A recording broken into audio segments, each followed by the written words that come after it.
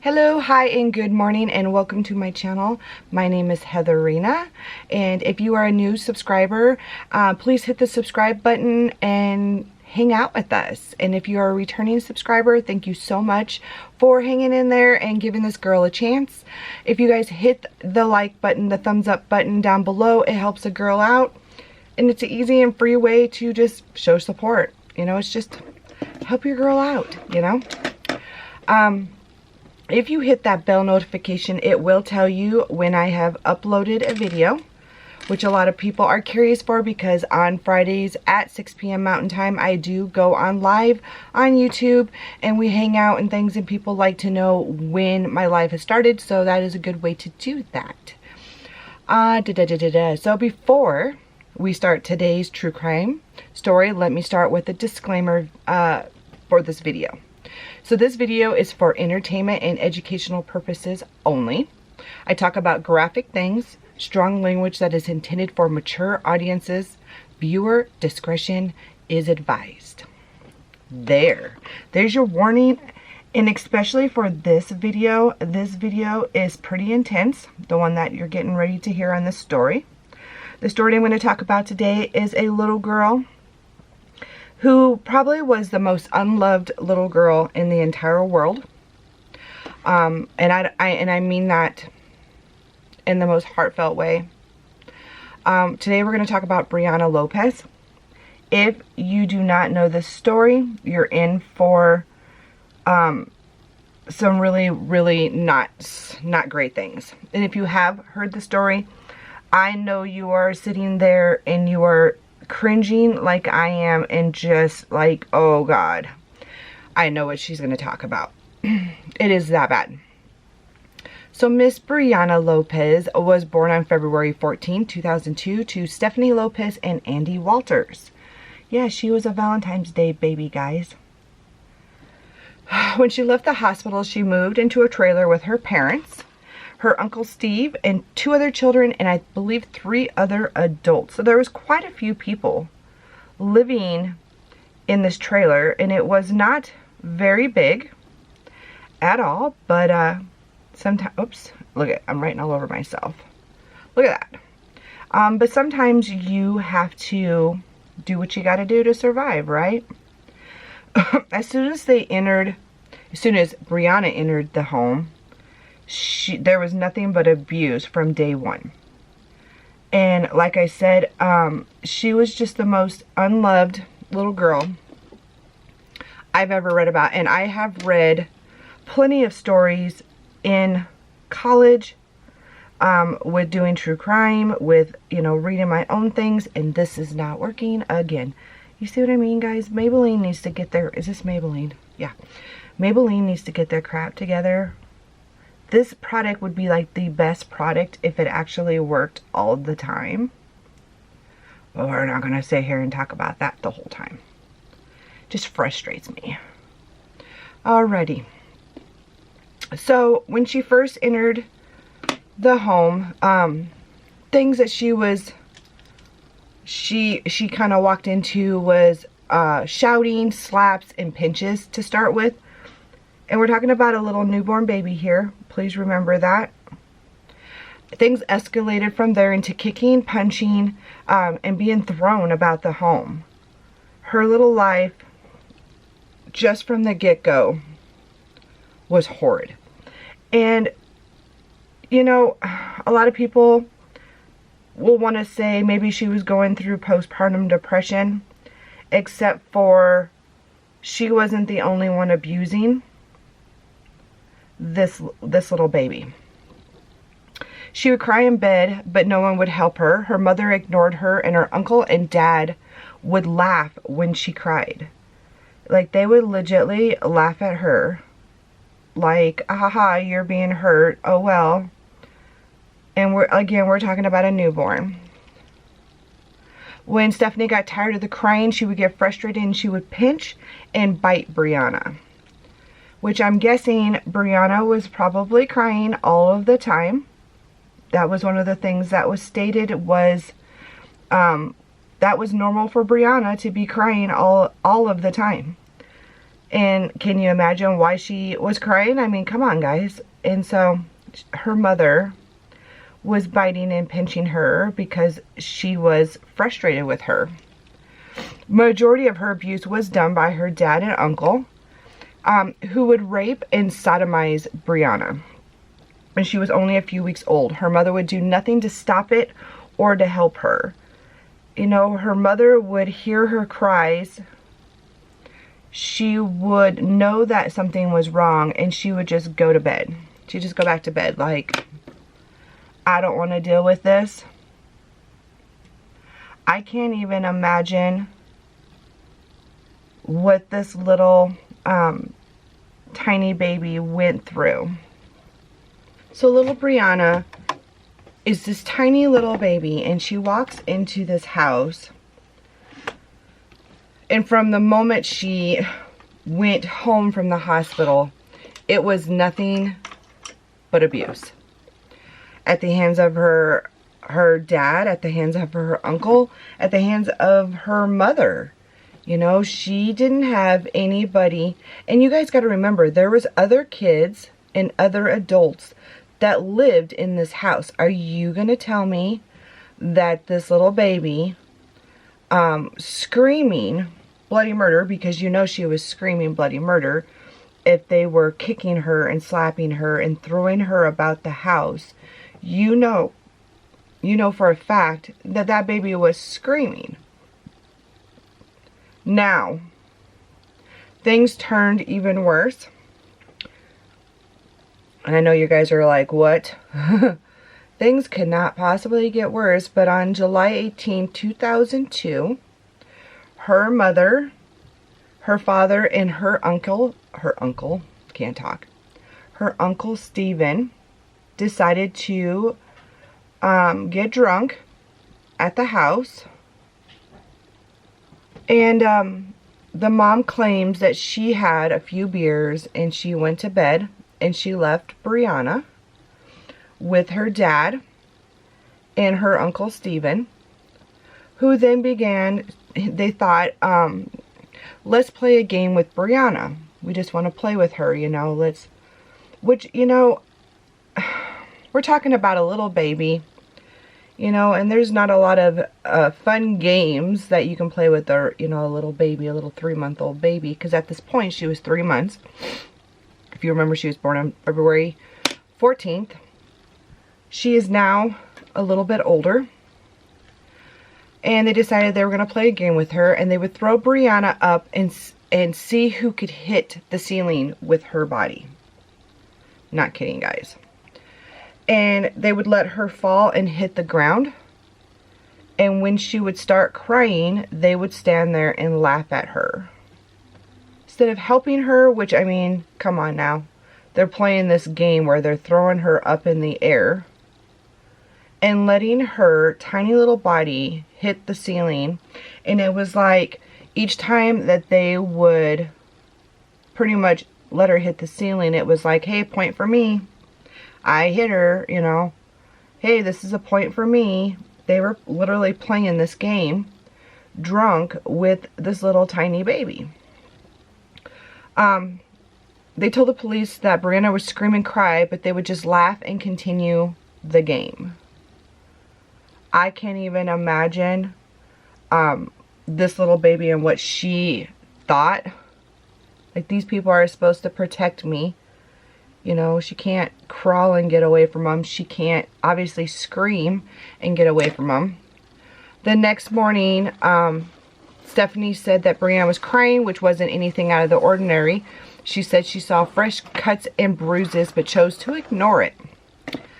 Later that morning, Andy, which is her father, volunteered to change Brianna's diaper, in which case he wrapped a baby wipe around his finger and he molested her with it.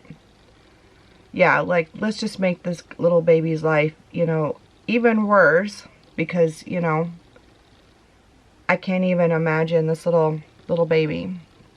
She was on the verge of death, and no one cared to call the police or to get her help. Not only that, they didn't even show her any empathy You know, like when she was crying and she was hurt, you know, nobody even came to her to be like, oh my God, are you okay? You know, let me hold you. They just would leave her there on the ground screaming and crying, which I can't even imagine how these people, these parents and this uncle listen to that crying constantly, knowing that like you're the one that caused her all of this pain. Like, I don't know. This case, like I said, has lived in my mind all of these years and it has bothered me beyond.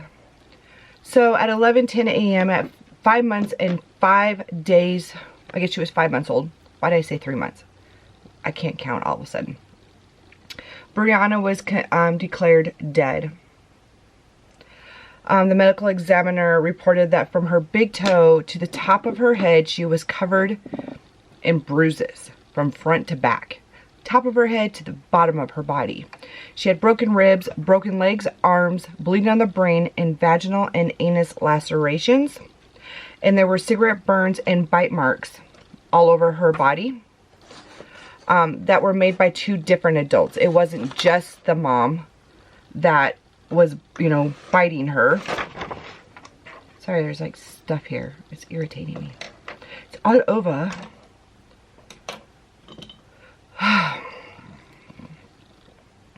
So Andrea was charged with child abuse resulting in death and criminal sexual penetration of a minor. Why can I not find any brushes? A first-degree felony. Stephanie and Stephen were charged with child abuse resulting in death. The other 3 adults living in the home. Now remember, I told you there was other adults living in the home. Why did they not do anything? But they were also charged as well.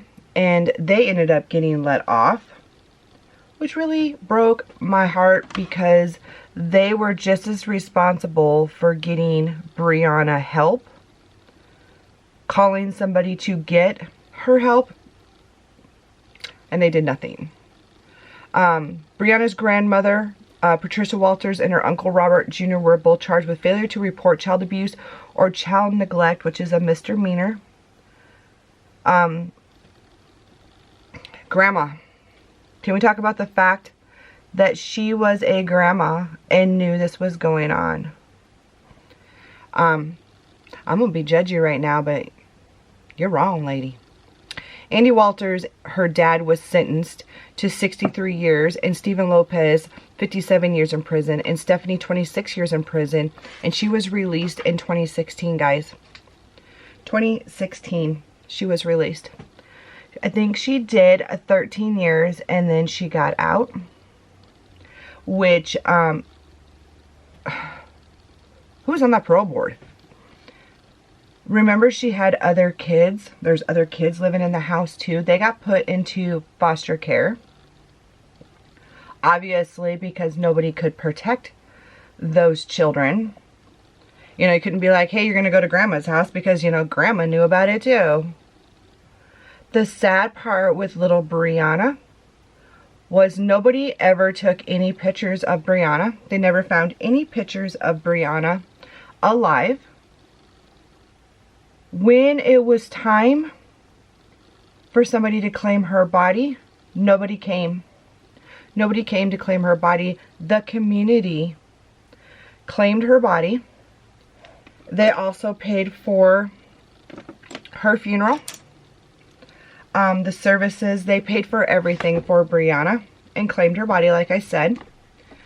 They had a headstone made for her. And you guys are not going to believe this. So the community was out there. I mean, they were destroyed over this. The community, when they heard about this, like little tiny baby, you know, going through. They said it was the worst case in New Mexico. The worst case of child abuse they had ever seen. It's pretty serious. But the community was putting flowers and toys and, you know, all of this stuff, like, to show her love. And the family asked for it all to be removed.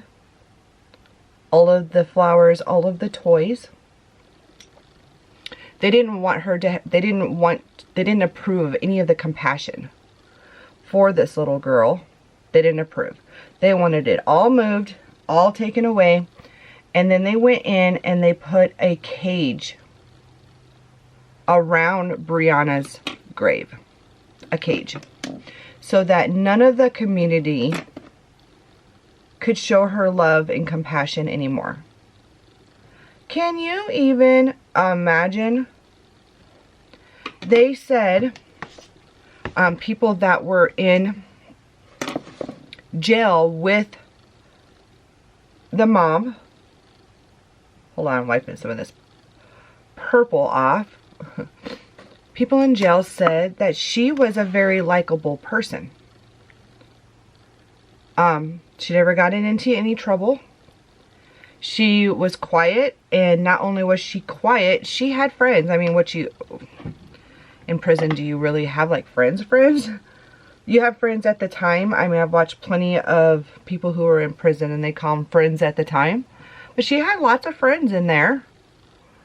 And they said that she constantly went to the little church, to where the chaplain is, you know. She went there and she prayed for her and her husband and Brianna, and for her release, which she did end up getting out of prison early, and she only had to do 2 years of probation or parole.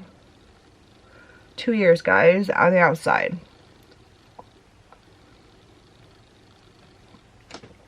So, because there was no pictures of little Brianna, when she was laying on the little slab at the mortuary, I can't talk, sorry guys. When she was laying there, the way that she was laying, she looked like an angel, besides all the bruises. And the investigator on the case, he really took it hard. He took this whole case to heart, and he took it really hard. But he took a picture of Brianna on the slab, the way she was laying on her side, and he had somebody Photoshop it, or somebody Photoshop, I don't know if he had somebody Photoshop it, but the picture was Photoshopped, and they Photoshopped all of the bruises off of her, so that they would know what she looked like before the abuse. Like, because she had always been abused and always been covered in bruises, and nobody ever took any pictures of her, nobody knew what she looked like. You know, like, God, what a way to be remembered as, you know, this baby that nobody loved.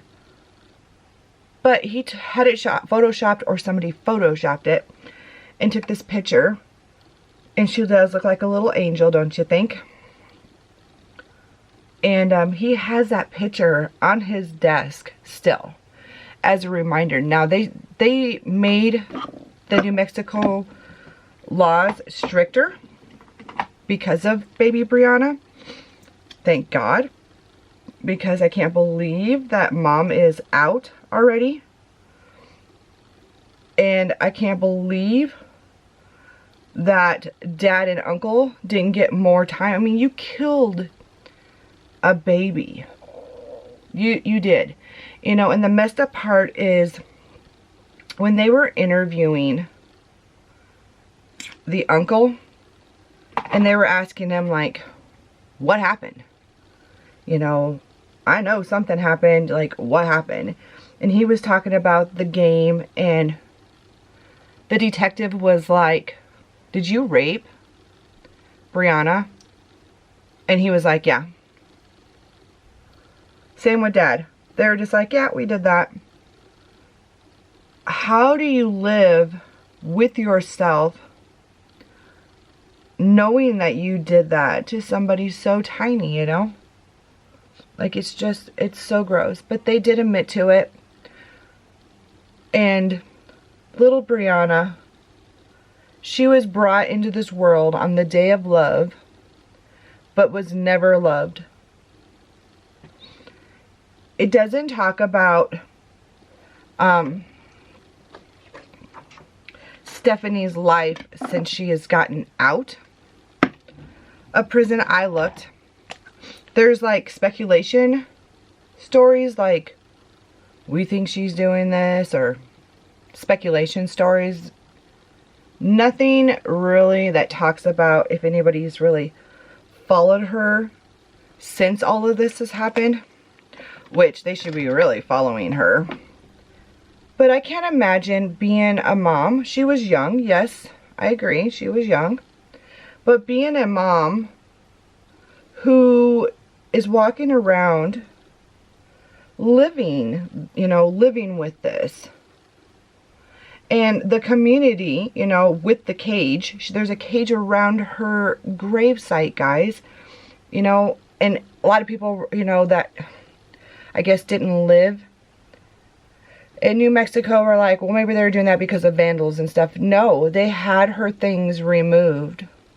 And there is a group on Facebook, if you are interested. I am part of that group as well. And it is for baby Brianna. And you can go on there and you can see like updates and things that they did like over the years, what's going on. And you know, you can hear people's like, oh, this is happening, or this is happening. But you can go there and talk about the case, get updates or see what things have happened, and you can see the community that has really loved Brianna. They will have petitions here and there on things. I know when Stephanie was getting ready to get out, they had petitions to keep her in. People trying to keep her in prison because nobody believes that she should. She got off easier than all of them did. But as a mom, you have like a certain responsibility, to say the least. You have a different responsibility, like to protect your kids. Dad does too. But I mean, the fact that she got off so easy, like I was in my room sleeping, like I don't know what you're talking about. This has nothing to do with me. I mean, she really just got pushed off, you know, as well. You know, she wasn't in the room and she didn't know they were playing the game. She just seen the aftermath. You're right. She seen the aftermath and did nothing. Like oh, that's my dog. Of course my dog's gonna bark today. Why would my dog not bark today? But of course, you know, as a parent, you have a certain responsibility to get your child help if you see something wrong. And there's, you know, I always found that it was interesting that Child Protective Services will go in and mess with a family that doesn't need help, that doesn't need help, isn't abusing their kids, want to be left alone. But there's somebody out there who just keeps turning them in because they're wicked, horrible people. And they're wasting all this time and energy when they can walk in and they can clearly see that nothing is wrong, everybody is fine. But they will go in to houses like that and stir up crap. But then you have cases like, which I'm going to end up doing here soon, but Gabriel Fernandez, where people knew things were going on and nobody was doing their job. You know, like if you are hearing that a kid has bruises on them, which is not in this case, obviously nobody turned it in. That's why there's such an issue. Is because if one of those grown-ups, big people in that house would have turned this in, little baby Brianna would be with us still, you see. And the fact that nobody turned it in makes it a very sad, sick case. But I would like to know what everybody thinks about this case. Do you feel like mom should have got mom, dad, and uncle along? Well, we'll just start with mom, dad, and uncle. Do you think that mom, dad, and uncle should have got more time? Do you, oops, okay, we're doing things here. Do you think that the other adults in the house should have got more time? Should have got time? Like, serious time. I got makeup everywhere. Do you feel, and this is going to be a tough one for everybody because this seems to always be a debatable, and I don't want a huge debate on my page, and I'm not looking for that, but I do want to discuss it. Do you feel that Child Protective Services is a waste of time? And I guess I mean that in the sense of, you know, people think that when somebody says that, they're saying, you know, oh, nobody should be watching the kids. No, we're not saying that. What I'm saying is, do you feel that sheriffs and police can do their job? Because, you know, you do know, hopefully you do know, and if you don't know, we're going to tell you right now. A Child Protective Service worker, you know, CPS, I've heard it as DHS, DFS, I've heard Child Protective Services. They cannot take a kid out of the home. It has to be a sheriff or a police officer, okay? So just know that when I'm talking about this. So with me saying that now, do you feel that an officer can just do the whole thing? He can do the investigation. He can do, you know, obviously the charges. He can walk into a place and say, yes, there's abuse going on.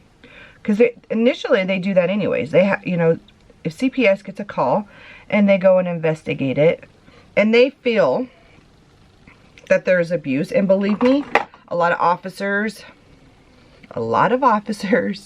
don't want to deal with the whole, I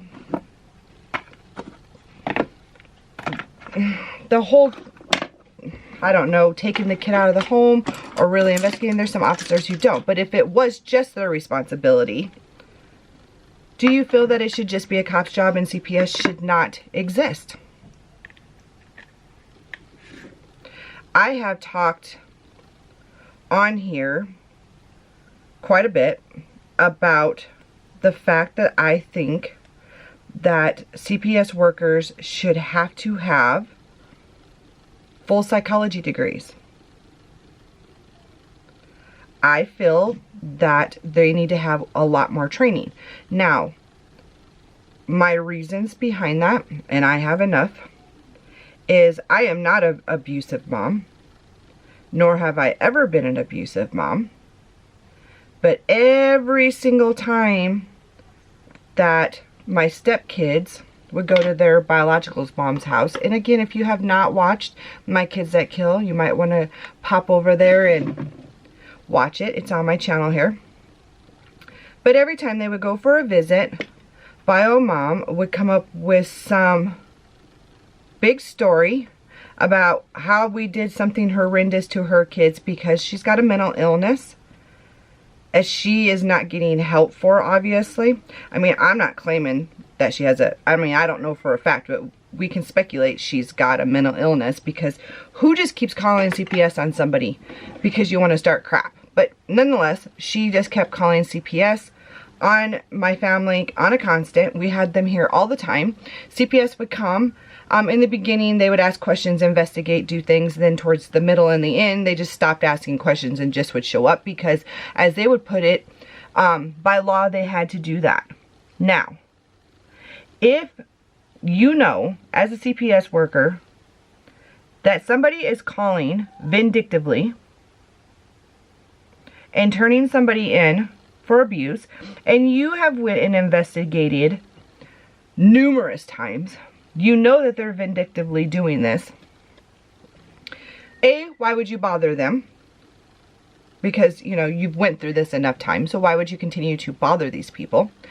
And B, why would you not charge the person making these false allegations so that this didn't continue and you wouldn't be mandated to come keep checking out a situation that you know that's not going on? Well, you see, I believe a lot of times, and I have hairs right here that's driving me insane, I believe that nobody knows what the hell they are doing, because they kept coming to my house and coming to my house. And I'm like, how many times do I have to literally, like, it would be for things that they have checked numerous times. And I mean, come on. You're not going to catch me in anything.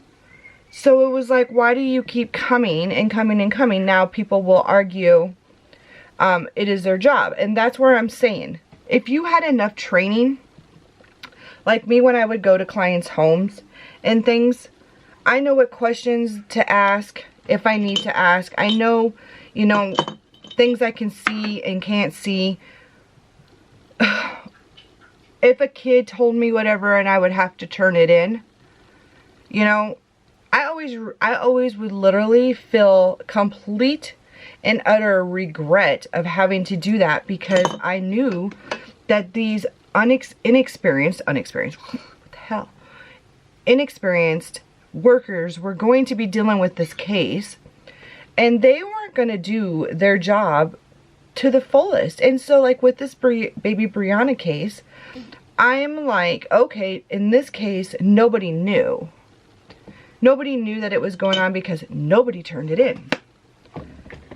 So if nobody turned it in, then there was no CPS workers. But in the case of Gabriel Fernandez, then I'm like, well, people did know. And that shows you right there just how inexperienced these CPS workers truly are. I think they need full psychology degrees. I really do. I feel like you can't do your job properly if you don't know how to do your job properly. So I would love to hear what you guys think about this case. And I'm dropping everything. I would love to know what you guys think of this case. Leave your comments below. Do you feel like CPS is a waste of time? Do you think cops and sheriffs can just do it on their own without CPS being involved? Or do you feel that CPS is necessary, but they need more training? Or do you feel like CPS is fine the way that it is? I want to know your thoughts. But for now, I am ready for the day. It's time to pull the hair, get dressed, and do my day. You guys have a great day. Remember to put more good into the world than you take out. Bye, guys. Mwah.